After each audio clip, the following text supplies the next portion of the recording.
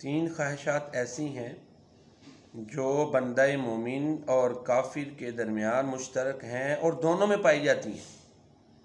یعنی تین آرزوئیں اور تین تمنائیں ایسی ہیں جو مسلمان میں بھی ہوتی ہیں اور کافر میں بھی ہوتی ہیں.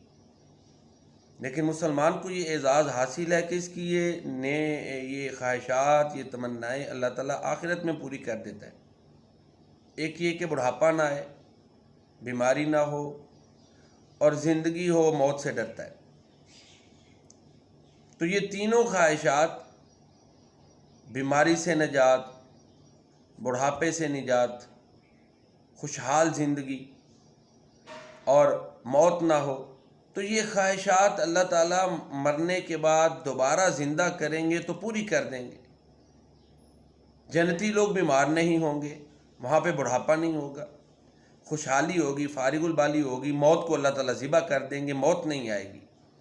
تو دیکھیں نا، مسلمان کی اللہ تعالیٰ کس قدر تعظیم کرتے ہیں کہ اس کی یہ دنیاوی خواہشات اللہ تعالیٰ آخرت میں پوری کریں گے. کیونکہ دنیا کا جو نظام اور سسٹم اللہ نے بنایا ہے وہ تو ویسے ہی چل رہا ہے. یہاں پر بیماری بھی ہے، صحت بھی ہے، بڑھاپا بھی ہے، آزمائشیں بھی ہیں، دکھ اور تکلیفیں ہیں. یہ ایک نظام ہے، اس کی حکمت صحیح اللہ تعالیٰ ہی بہتر جانتا ہے.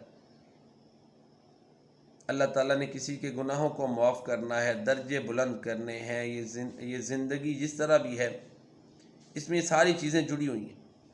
تو یہ تین خواہشات بڑی اللہ تعالیٰ اپنے بندے کی پوری کریں گے، اور یہ تینوں چیزیں تقریباً مسلمان اور کافر دونوں میں پائی جاتی ہیں. اللہ تعالیٰ ہمیں ان مسلمانوں میں شامل فرمائے جن کی یہ خواہشات پوری ہوں. ہمارا ایمان پر اللہ خاتمہ فرمائے. آمین یا رب العالمین. السلام علیکم ورحمۃ اللہ وبرکاتہ.